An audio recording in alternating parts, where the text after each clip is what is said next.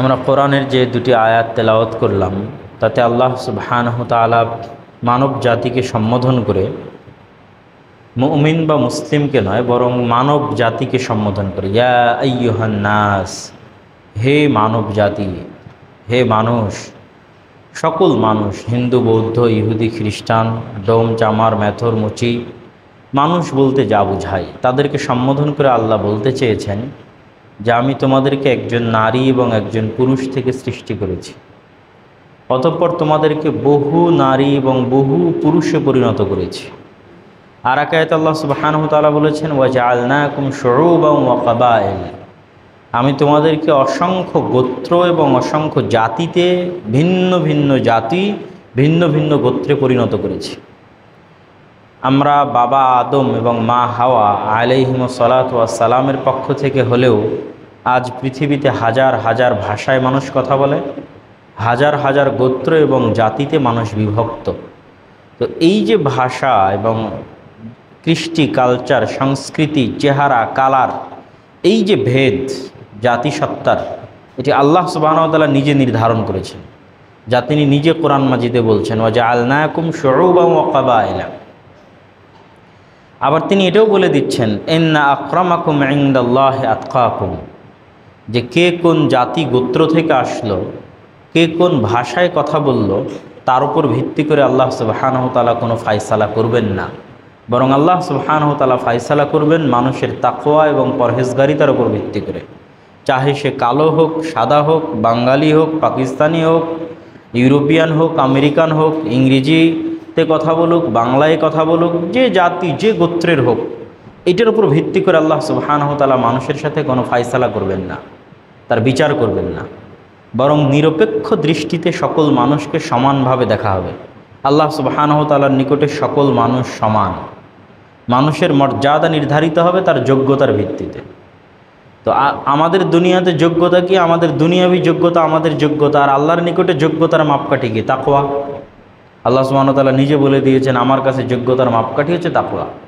তো আল্লাহ সুবহানাহু ওয়া তাআলা মানুষকে সম্মানিত করবেন, জান্নাতে দিবেন, জাহান্নামে দিবেন, সে কেমন পারফরমেন্স করেছে দুনিয়াতে তার উপর ভিত্তি করে, তার যোগ্যতার উপর ভিত্তি করে, সে কোন গ্রামে জন্মগ্রহণ করেছে, কোন ভাষায় কথা বলেছে, কোন এলাকা, কোন দেশ, কোন জাতিতে জন্মগ্রহণ করেছে তার উপর ভিত্তি করে নয়।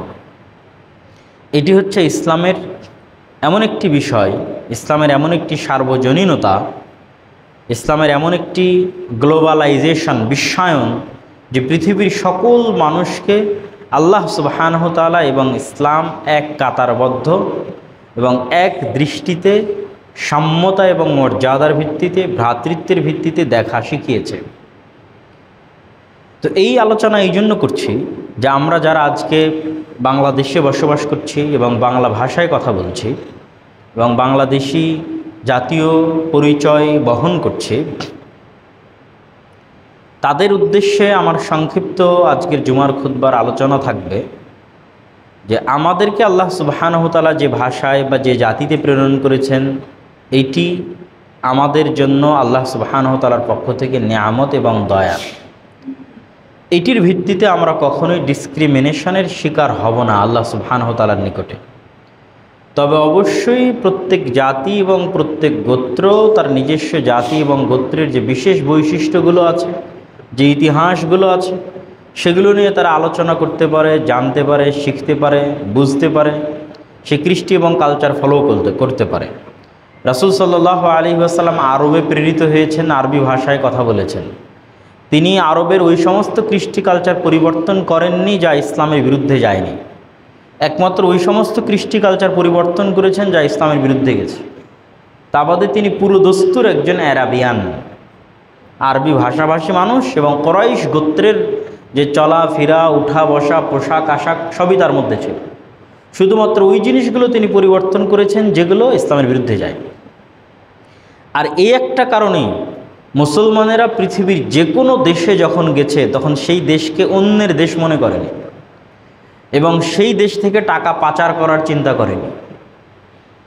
কিন্তু মুসলমানেরা বাদে আর অন্য কেউ যখন পৃথিবী অ্যাকোয়ার করেছে, তারা চিন্তা করেছে এই দেশ আমার দেশ নয়, এখান থেকে টাকা পাচার করে নিয়ে যেতে হবে। ব্রিটিশরা যখন পুরো ভারত অ্যাকোয়ার করেছে, দখল করেছে, তখন তারা এটাকে নিজের দেশ মনে করতে পারেনি। এখান থেকে কিভাবে ধন সম্পদ চুরি করে দূর দ্বীপ রাষ্ট্র ইংল্যান্ডে নিয়ে যাওয়া যাবে, এটাই ছিল তাদের প্ল্যান পরিকল্পনা এবং তাই বাস্তবায়ন করেছিল। কিন্তু মুসলমানেরা যখন ভারতে এসেছে তখন মুসলিম শাসকরা তাজমহল বলেন, কুতুব মিনার বলেন, লাল কেল্লা বলেন, ফতেপুর সিক্রি বলেন, যা স্থাপত্য যা ইনভেস্টমেন্ট তা তারা উজবেকিস্তান, কিরগিজিস্তান, তুর্কমেনিস্তান বা আফগানিস্তানে গিয়ে করেনি। তারা যে দেশে থেকেছে সেই দেশেই ইনভেস্ট করেছে, কেননা সেই দেশকে তারা নিজের দেশ মনে করেছে। মুসলমানেরা যখন স্পেনে গেছে তখন স্পেনের শাসক তার আরব থেকে আসা উমাইয়া শাসক, মক্কা থেকে যাওয়া। তারা স্পেনের সব সয় সম্পত্তি চুরি করে সৌদি আরবে নিয়ে আসেনি, মক্কায় নিয়ে আসেনি। যা তৈরি করেছে, আলহামরা তৈরি করুক, তারপরে হচ্ছে কর্ডোবা মসজিদ তৈরি করুক, ব্রিজ তৈরি করুক, ওই যুগে বিশ্ববিদ্যালয় তৈরি করুক, লাইব্রেরি তৈরি করুক, সব স্পেনের মাটিতে তৈরি করেছে। তথা মুসলমানদের কাছে জাতি সত্তা ভেদে কোনো ফায়সালা বা কোনো সিদ্ধান্ত নাই। সবাই আল্লাহ সুবহানাহু তাআলার বান্দা এবং সকল জাতি আল্লাহ সুবহানাহু তাআলার বান্দাদের মধ্যে থেকে জাতি, এবং তাদের কাছে গিয়ে তাদের সাথে উঠা বসা করে তাদের উন্নয়নের জন্য কাজ করা যাবে, এটি ছিল মুসলমানদের চিন্তা ভাবনা এবং থিওরি। তো আমি আজকে আপনাদের সামনে সংক্ষিপ্তভাবে এই ভূমিকার পর আমাদের তরুণ ছাত্র সমাজ, শিক্ষার্থী ভাইদের উদ্দেশ্যে আমরা যেই দেশে বসবাস করছি, যে এরিয়া, যেই সীমানায় বসবাস করছি, তার সংক্ষিপ্ত যে হিস্ট্রি, ইতিহাস, যা আমাদের জানা থাকা উচিত। কেননা আমরা এখন হয়তো অনেকেই মনে করি যে আমাদের ইতিহাস হয়তো 1971 থেকে শুরু হয়েছে এবং তার পূর্বে হয়তো বাঙালি, বাংলাদেশি জাতিসত্তার কোনো অস্তিত্ব হয়তো এই পৃথিবীতে ছিল না। এমনভাবে আমরা ইতিহাস পড়ি এবং এমনভাবে আমাদেরকে ইতিহাস পড়ানো হয়। তো আমরা যেই অঞ্চলে বসবাস করছি, যেই দেশে বসবাস করছি, এই দেশের পরিচয়টা এবং এই দেশের স্বাধীনতা এবং মানচিত্রটা কিসের উপর ভিত্তি করে তৈরি হয়েছে এবং কিসের উপর ভিত্তি করে টিকে আছে, এটা আমাদের জানা থাকা দরকার। ভারত উপমহাদেশে ইসলাম অনেক পূর্বেই এসেছে। কেরালার চেরুমল এবং রাজা পেরুমল তাদের যে তৈরি করা মসজিদ, সেটা দেখলে অনুমান করা যায় যে ভারত উপমহাদেশে রাসূল সাল্লাল্লাহু আলাইহি ওয়াসাল্লামের জীবদ্দশাতে ইসলাম এসেছে। আর তার পরবর্তীতে তো আমরা মোহাম্মদ বিন কাসেমের ইতিহাস জানি, সিন্ধু বিজয়ের ঘটনা। সিন্ধু হচ্ছে বর্তমান পাকিস্তানের একটা প্রদেশ, সিন্ধ প্রদেশ। তো যেহেতু দেশ একটাই ছিল, ভারত, পাকিস্তান, বাংলাদেশ মিলেই ইন্ডিয়ান সাবকন্টিনেন্ট, ভারত উপমহাদেশ হিসেবে গণ্য করা হতো, সেহেতু সেখানে ইসলামের রাজকীয় প্রবেশ মানে এই অঞ্চলগুলোতেও ইসলামের প্রবেশ। তবে সরাসরি যদি আমরা এই বাংলার কথা চিন্তা করি, তো এই বাংলাতে চিটাগাংয়ে ব্যবসায়ীদের মাধ্যমে, যেমন কেরালা যেহেতু সমুদ্রের তীরবর্তী অঞ্চল, সেখানেও ব্যবসায়ীদের মাধ্যমে ইসলাম প্রবেশ করেছে। ঠিক চিটাগাং যেহেতু সমুদ্র তীরবর্তী অঞ্চল, সেখানেও ব্যবসায়ীদের মাধ্যমে ইসলাম প্রবেশ করেছে। কিন্তু রাষ্ট্রীয়ভাবে ইসলামের প্রতিষ্ঠা হয়েছে 1200 খ্রিস্টাব্দের দিকে, যখন ইখতিয়ারউদ্দিন মোহাম্মদ বিন বখতিয়ার খিলজি গৌড় আক্রমণ করেন।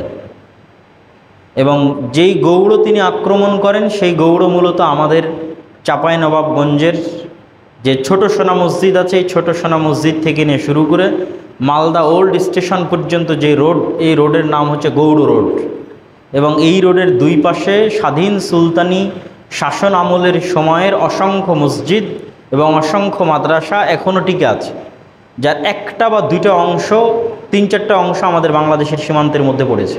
যেমন ছোট সোনা মসজিদ বাংলাদেশের সীমান্তের মধ্যে পড়েছে, দরাজবাড়ি মাদ্রাসা চাঁপাইনবাবগঞ্জে বাংলাদেশের সীমান্তের মধ্যে পড়েছে।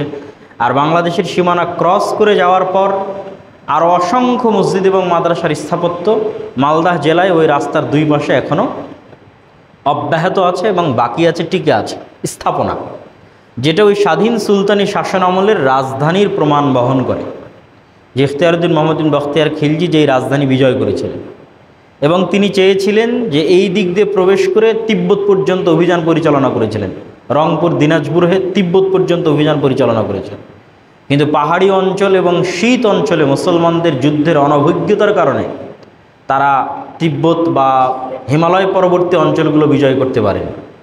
এখানে যেমন হিমালয় পরবর্তী অঞ্চল বিজয় করতে পারেনি, ঠিক একই ঘটনা মুসলমানদের সাথে ঘটেছিল স্পেনে। স্পেনের সীমান্তের সাথে লাগোয়া হচ্ছে ফ্রান্স, এবং স্পেনের যে অঞ্চলটা আন্দালুস, এই অঞ্চলটা গরম, ঠিক আরবে যেরকম গরম সেরকম গরম। কিন্তু আন্দালুস অতিক্রম করে যত যেতে থাকবেন উত্তরের দিকে, মাদ্রিদ স্পেনের রাজধানী, মাদ্রিদ ক্রস করে ফ্রান্স, তত শীত বাড়তে থাকবে। এবং মুসা বিন নুসাইর এবং তার যে বাহিনী ছিল তারিক বিন জিয়াদ, তারা যুদ্ধাভিযান পরিচালনা করতেই থেকেছিল ফ্রান্স অভিমুখে। কিন্তু যখন প্রচণ্ড শীতকালীন এরিয়া চলে আসলো, ওটাকে ওই যুদ্ধের নাম দেওয়া হয়েছে ইতিহাসের পাতায় মেলাজ গুর্দের যুদ্ধ। তো বরফ এবং শীত অঞ্চলে মুসলমানদের যুদ্ধ পরিচালনার অনভিজ্ঞতার কারণে তারা সেই যুদ্ধ পরাজিত হয় এবং ওই স্পেনের সীমানা আর মুসলমানেরা সামনে বাড়াতে পারেনি। এবং অদ্যবধি পৃথিবীতে শীতকালীন অঞ্চলগুলোতে মুসলমানদের বিজয় নাই। কেননা এখানে যেমন ইখতিয়ারউদ্দিন মুহাম্মদ বিন বখতিয়ার খিলজি হিমালয় পার করতে পারেনি, ঠিক ওখানেও তারিক বিন জিয়াদ এবং মুসা বিন নুসাইর স্পেনের সীমানা পার করে ফ্রান্সে, ইতালিতে, জার্মানিতে প্রবেশ করতে পারেনি। একমাত্র উসমানীয় শাসন আমল যাদের উত্থান ছিল উসমানীয় খেলাফত, তারাই একমাত্র ইস্তাম্বুল বা তুরস্ক এবং ইউরোপের কিছু শীত অঞ্চল বিজয় করতে সক্ষম হয়েছিল। কসোভো, মেসিডোনিয়া, কিছু ইউরোপের কিছু অংশ, তুরস্ক থেকে শুরু করে কিছু অংশ তারা বিজয় করতে সক্ষম হয়েছিল। তো আমরা যেটা বলতে চাচ্ছি যে এই অঞ্চলে রাষ্ট্রীয়ভাবে ইসলামের বিজয় হয় ইখতিয়ারউদ্দিন মুহাম্মদ বিন বখতিয়ার খিলজির হাতে। এবং এই রাষ্ট্রীয় বিজয়ের পরে 2 ভাগে বা 3 ভাগে আমরা এই অঞ্চলের শাসন ক্ষমতাকে ভাগ করতে পারি। তার মধ্যে একটা ব্যাপক অংশ ছিল স্বাধীন সুলতানি শাসনামল।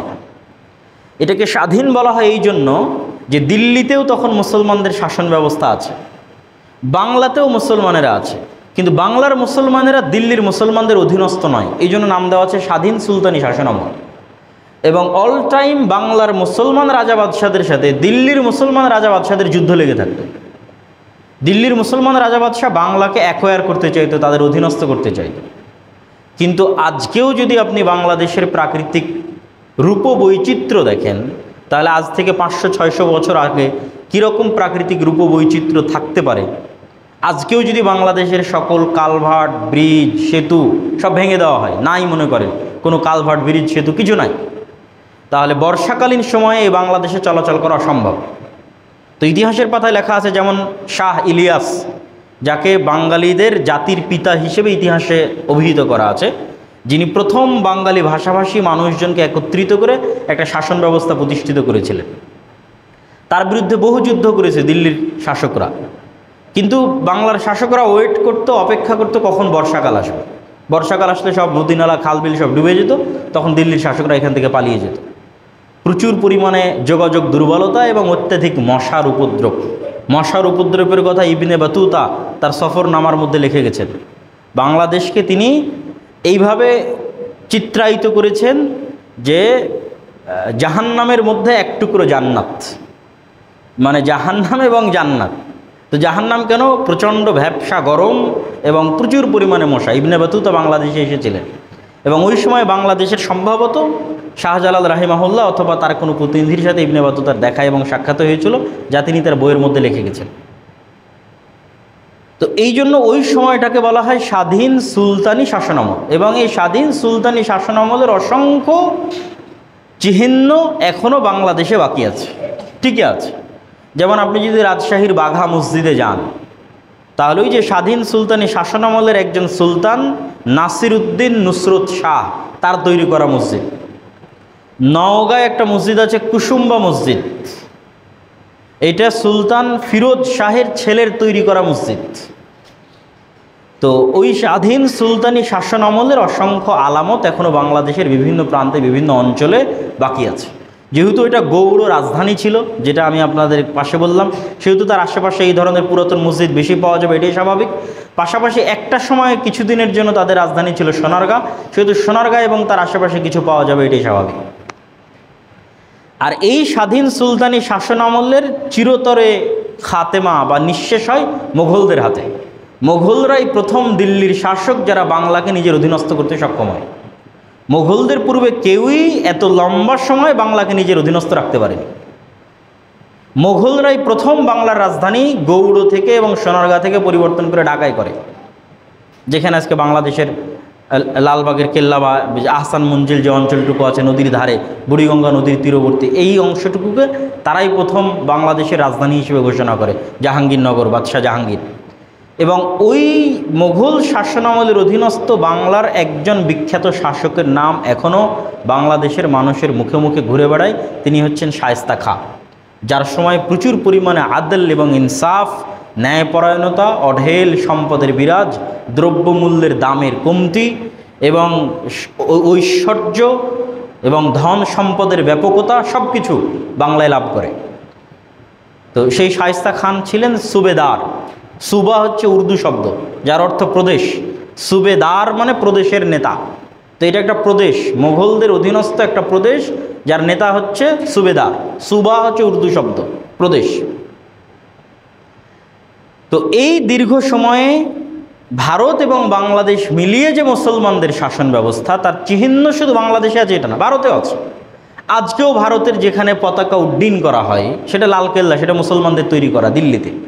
এবং পুরান দিল্লিতে মুসলমানদের এরকম অসংখ্য স্থাপনা আছে, শাহী জামে মসজিদ থেকে শুরু করে অসংখ্য স্থাপনা আছে, যা মুসলমানরা এই দেশ একদিন শাসন করেছে এবং এই দেশ থেকে সম্পদ চুরি করেনি, এই দেশ থেকে সম্পদ পাচার করেনি, এই দেশের সম্পদ এই দেশে রেখেছে, এই দেশে ইনভেস্ট করেছে, তার অসংখ্য আলামত আছে। সেটা কুতুব মিনার হোক, সেটা তাজমহল হোক, সেটা ফতেপুর সিক্রি হোক, দুর্গ হোক, অসংখ্য মসজিদ, মাদ্রাসা এবং স্থাপনা এখনও প্রমাণ বহন করে যে এই অঞ্চলে মুসলমানরা শাসন করত এবং তারা ব্রিটিশদের মতো বিদেশি শাসকের আচরণ করেনি। কিন্তু তারপরও দুঃখজনক হলেও সত্য, যখন আমি আমার স্টুডেন্ট লাইফে ভারতে গেছিলাম তখন আমি দেখেছি যে ভারতের মধ্যে একটা টেন্ডেন্সি নতুন প্রজন্মের মধ্যে যে মুসলিম শাসকদেরকে বহিরাগত আক্রমণকারী হিসেবে উপস্থাপন করা এবং ওই সমস্ত মুসলিম শাসকদের বিরুদ্ধে যে সমস্ত হিন্দু শাসকরা যুদ্ধ করত তাদেরকে মূল স্বাধীনতাকামী, তাদেরকে নিজের মূল উত্তরসূরি হিসেবে চিত্রায়িত করা, এটার একটা টেন্ডেন্সি ছিল। কিন্তু এইটা আমার মাথায় কখনো আসেনি যে এরকম টেন্ডেন্সি একদিন বাংলাদেশেও আসতে পারে। বাংলাদেশের বই পুস্তকও একদিন লেখা হতে পারে যে ইখতিয়ারউদ্দিন মহিউদ্দিন বখতিয়ার খিলজি আক্রমণকারী বা পাহাড়পুরের বৌদ্ধ বিহার ধ্বংসকারী, এই রকম আক্রমণকারী হিসেবে চিহ্নিত করে, দখলকারী হিসেবে চিহ্নিত করে মুসলমানদেরকে বাংলাদেশের বইয়ের মধ্যে পড়ানো হবে, এটা তখন আমার কল্পনায় ছিল না। এটা তখন আমি ভারতে দেখতাম এবং আশ্চর্য হতাম যে কিভাবে এই অঞ্চলের দীর্ঘদিনের শাসকরা তাদের সকল উন্নতি এবং উন্নয়ন এই অঞ্চলের জন্য ব্যয় করলো। আর যেখানে ব্রিটিশরা সব কিছু এখান থেকে লুটে নিয়ে গেল, সেখানে তারা ব্রিটিশদেরকে শত্রু না বানিয়ে এই সমস্ত নিরীহ মুসলিম শাসকদের শত্রু বানিয়েছে। বাদশাহ আলমগীরকে শত্রু বানিয়েছে। হ্যাঁ, তাদের কাছে একজন আবার খুব পছন্দের, বাদশাহ আকবর, দ্বীনে ইলাহির যিনি আবিষ্কারক, যিনি প্রচুর পরিমাণে হিন্দু এবং মুসলিমদের কালচারাল মিক্সিং চাইতেন এবং প্রচুর পরিমাণে কালচারাল মিক্সিংয়ের কারণে মুসলমানদের আকিদায় বিভ্রান্তি চলে এসেছে, মুসলমানরা কবর পূজা শিখেছে, মুসলমানদের বিবাহের সংস্কৃতিতে অসংখ্য কুসংস্কৃতি প্রবেশ করেছে, প্রত্যেক ধাপে ধাপে সামাজিক সংস্কৃতিতে কুসংস্কার প্রবেশ করেছে মুসলিম এবং হিন্দু কালচারাল মিক্সিংয়ের কারণে রাষ্ট্রীয় পৃষ্ঠপোষকতায়। বাংলার একজন শাসক একই কাজ করেছিলেন, আলাউদ্দিন হোসেন শাহ। তিনি শ্রী চৈতন্যের মতবাদে প্রভাবিত হয়ে তিনিও চাইতেন এই বাংলায় মুসলমানেরা হিন্দু এবং মুসলমানের মধ্যে কালচারাল মিক্সিং প্রতিষ্ঠিত হোক। সম্মানিত উপস্থিতি, তো এই বাংলায় মুসলমানদের যে দীর্ঘ দিনের স্বাধীন সুলতানি শাসনামল বলি অথবা মোগলদের শাসনামল বলি, এই দীর্ঘ সময়ের মধ্যে দুইটা ট্র্যাজেডি খুব বড়। একটা ট্র্যাজেডি হচ্ছে রাজা গণেশের উত্থান। এই বাংলায় মুসলমান সম্রাটকে হত্যা করে হিন্দু রাজা গণেশের উত্থান হয় এবং দীর্ঘ 14-15 বছর তিনি এই অঞ্চলে শাসন পরিচালনা করেন। ইতিহাসের পাতায় ঘাটলে দেখা যায় যে তখন যেই পরিমাণ মুসলিম আলেম ওলামা এবং মাদ্রাসার শিক্ষার্থী তাদের উপর যে পরিমাণ অত্যাচার এবং জুলুম হয়েছে সেটা সহ্য করতে না পেরে অত্র অঞ্চলের একজন আলেমের নাম ছিল কুতুবে আলম। তিনি একটা চিঠি লিখেছিলেন জৌনপুরের শাসক ইব্রাহিম শারকির কাছে যে রাজা গণেশের কবল থেকে বাংলার মুসলমানদের বাঁচাতে হবে। তখন জৌনপুরের শাসক ইব্রাহিম শারকি সৈন্য সামন্ত নিয়ে বাংলায় আক্রমণ করার জন্য এগিয়ে আসেন। তখন গণেশ স্বেচ্ছায় পদত্যাগ দেয় এবং তার ছেলে যদুকে ইসলাম গ্রহণ করিয়ে জালালউদ্দিন নাম দিয়ে ক্ষমতায় বসায়। তো এইটা ছিল একটা ট্র্যাজেডি, যখন মুসলমানরা এই অঞ্চলের শাসন ক্ষমতা হারিয়ে ফেলেছিল এবং হিন্দুদের হাতে শাসন ক্ষমতা চলে গেছিল দীর্ঘ 10 থেকে 15 বছরের জন্য, এবং মুসলমানরা সেই সময় একটা ভালো অত্যাচার এবং জুলুম নির্যাতনের শিকার হয়েছিল, মসজিদ এবং মাদ্রাসা জুলুম নির্যাতনের শিকার হয়েছিল। তো এই জায়গায় হয়তো আমাদের মনে প্রশ্ন আসতে পারে যে তখন আবার মাদ্রাসা মসজিদ কোথায় থেকে আসবে। আমরা হয়তো এখন যত মসজিদ দেখছি, যত মাদ্রাসা দেখছি, এগুলোর বয়স 100 বছর, 150 বছর, 200 বছর, আর বেশি না। কিন্তু মুসলমানেরা এই দেশে 100, 150, 200 বছর থেকে নাই। আমি তো ইতিহাস বলছি আপনাকে, মুসলমানেরা 800 বছর থেকে আছে। ইতিহাস তার সাক্ষী, পুরাতন মসজিদগুলো তার সাক্ষী। তাহলে অত পুরাতন আর মসজিদ নাই কেন? মূলত এই পুরো ভারত, পাকিস্তান, বাংলাদেশের 5 ভাগের 1 ভাগ সম্পত্তি মসজিদ মাদ্রাসার নামে ওয়াকফ ছিল। মানে গত 400-500 বছরে মুসলমানেরা, শাসকেরা, সাধারণ জনগণ এই পরিমাণ সম্পত্তি মসজিদ মাদ্রাসার নামে ওয়াকফ করেছে যে এই পুরো ভারত, পাকিস্তান, বাংলাদেশের 5 ভাগের 1 ভাগ সম্পত্তি মসজিদ মাদ্রাসার নামে ওয়াকফ ছিল। সেটাই ব্রিটিশরা লাখেরাত সম্পত্তি বাজেয়াপ্তকরণের নামে পরিপূর্ণরূপে ধ্বংস করে দেয়। তখন আর মসজিদ মাদ্রাসার নামে কোনো সম্পত্তি বাকি থাকেনি। এই জন্য ব্রিটিশদের ওই লাখেরাত সম্পত্তি বাজেয়াপ্তকরণের পরে মুসলমানেরা যে মসজিদের জন্য জমি ওয়াকফ করেছে সেটা আছে, মাদ্রাসার জন্য যে জমি ওয়াকফ করেছে সেটা আছে, তার আগেরটা নাই। ওটা সরকারি ঘরে চলে গেছে, জমিদারির প্রথার মাধ্যমে জমিদারদের মধ্যে বন্টন করে দেওয়া হয়েছে। সম্মানিত উপস্থিতি, তো আমরা যে ধারাবাহিক ইতিহাস বলছিলাম, এই ইতিহাসের মধ্যে দ্বিতীয় যে ট্র্যাজেডি, যেটা আপনারা সবাই জানেন, সেটা হচ্ছে 1757 সালের 23শে জুন পলাশির আম্রকাননে ইস্ট ইন্ডিয়া কোম্পানির হাতে যে নবাব সিরাজউদ্দৌলার যে পতন হয়। এই নবাব সিরাজউদ্দৌলার পতনের মাধ্যমে শুধু বাংলায় নয়, বরং পুরো ভারতের মুসলমানদের স্বাধীনতা সূর্য অস্তমিত হয়, যেটা আর 100 বছর পর ফাইনালাইজেশন মানে পরিপূর্ণ ফাইনাল হয়। 1757 23শে জুনে শুরু, আর 1857 যেটা আমরা সিপাহী বিদ্রোহ বলি অথবা সর্বভারতীয় বিপ্লব বলি, তৎকালীন যে নামকাওয়াস্তে হলো মোগল সম্রাট বাহাদুর শাহ জাফর ছিলেন, তার আদেশে সিপাহী বিদ্রোহ বলি আর সর্বভারতীয় বিপ্লব বলি যেটা সংঘটিত হয়। এইটার পরে ব্রিটিশরা বাহাদুর শাহ জাফরকে নির্বাসনে দিয়ে দেয় রেঙ্গুন, মায়ানমার, যেখানে তার এখনও কবর আছে, এবং সেখানে তিনি মারা যান। তার মাধ্যমে চিরস্থায়ীভাবে ভারত উপমহাদেশে মুসলমানদের শাসন শেষ হয়ে যায়। কিন্তু 1857 আগেই এবং 1757 এই পতনের পরেই মুসলমানদের মধ্যে ব্রিটিশদের বিরুদ্ধে জিহাদের চেতনা, দেশ স্বাধীন করার চেতনা কাজ করে। এবং শাহ ওলিউল্লাহ মুহাদ্দিস দেহলভী রাহিমাহুল্লাহর পৌত্র আব্দুল আজিজ মুহাদ্দিস দেহলভী রাহিমাহুল্লাহ, তিনি সর্বপ্রথম ভারত উপমহাদেশের একজন বিখ্যাত আলেম। দেহলভী মানে দিল্লির মানুষ, এটা কোনো ডিগ্রি না। দিল্লিকে উর্দুতে বলে দেহলি, তো শাহ ওলিউল্লাহ মুহাদ্দিস দেহলভী মানে দিল্লির অধিবাসী, এই জন্য দেহলভী, উর্দুতে বলে দেহলি। তো আব্দুল আজিজ মুহাদ্দিস দেহলভী রাহিমাহুল্লাহ তিনি প্রথম এই উপমহাদেশকে দারুল কুফর বলে ঘোষণা দেন, যে এটার দারুল ইসলাম না, এটা দারুল কুফর, এখন এখানে যুদ্ধ করতে হবে, যারা শাসন ক্ষমতায় আছে ব্রিটিশ আছে তাদের বিরুদ্ধে যুদ্ধ করতে হবে। তখন শাহ ইসমাইল শহীদ রাহিমাহুল্লাহ এবং সৈয়দ আহমদ বেরেলভী, যেহেতু দারুল কুফর ঘোষণা দেওয়া হয়ে গেছে, সেহেতু নতুন শাসন ব্যবস্থা কায়েমের জন্য সৈয়দ আহমদ বেরেলভীর হাতে বায়াত নিয়ে শাহ ইসমাইল শহীদ তার যে আন্দোলন এবং সংগ্রাম এটা শুরু করেন, এবং তিনি প্রথম যিনি ভারত উপমহাদেশে এই সংগ্রামের শুরু করেন। তিনি 25,000 হাদিসের হাফেজ ছিলেন, এবং তিনি দেখেছেন যে এই মুসলমানদের মধ্যে, ভারত উপমহাদেশের মুসলমানদের মধ্যে আকিদা এবং আমলে চরম বিকৃতি এসেছে, শিরক এবং বেদাত প্রবেশ করে গেছে। তখন ওই শিরক এবং বেদাত উচ্ছেদ করার জন্য তিনি বললেন, আগে জিহাদ না, আগে দাওয়াতি কাজ করতে হবে, দাওয়াত দিয়ে আগে মুসলমানদেরকে সংস্কার করে সঠিক তাওহিদের রাস্তায় নিয়ে আসতে হবে। একটা বই লিখলেন তাকবিয়াতুল ঈমান। আজ থেকে 200 বছর আগে ভারত উপমহাদেশে বসে তাওহিদের উপর, সঠিক আকিদার উপর, শিরকের বিরুদ্ধে, বেদাতের বিরুদ্ধে কোনো আলেম এরকম বই লিখতে পারে, এটা এখন আমরা বসে কল্পনা করতে পারবো না। মানুষ হয়তো এখন মনে করবে যে মদিনা ইসলামী বিশ্ববিদ্যালয় বা ইত্যাদি বিভিন্ন প্রতিষ্ঠান, বিভিন্ন বড় বড় প্রতিষ্ঠান থেকে পড়ে এসে হয়তো মানুষজন এখন দিনের সঠিক দাওয়াত দিচ্ছে। কিন্তু যখন মদিনা ইসলামী বিশ্ববিদ্যালয় ছিল না, যখন দারুল উলুম দেওবন্দ ছিল না, তখন শাহ ইসমাইল শহীদ রাহিমাহুল্লাহ তাকবিয়াতুল ঈমান লিখেছেন শিরক এবং বেদাতের বিরুদ্ধে, যা এখনও পাওয়া যায়, বাংলায় অনুবাদ আকারেও পাওয়া যায়, আরবিতে অনুবাদ হয়েছে রিসালাতুত তাওহীদ নামে। তিনি বই লিখেছেন তাযকিরুল ইখওয়ান নামে। এই বইগুলোতে তিনি শিরক এবং বেদাতের বিরুদ্ধে ব্যাপক আলোচনা করেছেন, এবং দীর্ঘকালব্যাপী পুরো ভারতের প্রত্যন্ত অঞ্চলে পর্যন্ত দাওয়াতি সফর দিয়েছেন মানুষের মধ্যে শিরক এবং বেদাত দূর করার জন্য, কুসংস্কার দূর করার জন্য। তাদের এই দাওয়াতি সফরের একটা কাফেলা পদ্মা নদী দিয়ে যখন চলমান ছিল, তখন রাজশাহী, মালদা, মুর্শিদাবাদের কোনো এক অঞ্চলে এসেও থেমেছিল মর্মে ইতিহাসে প্রমাণ পাওয়া যায় যখন তারা দাওয়াতি কাজ করার জন্য এসেছিলেন। তো শাহ ইসমাইল শহীদ এবং সৈয়দ আহমদ বেরেলভী তারা শহীদ হন 1831 সালে। 1831-এর বালাকোটের প্রান্তরে তারা শিখদের বিরুদ্ধে এক যুদ্ধে শহীদ হয়ে যান।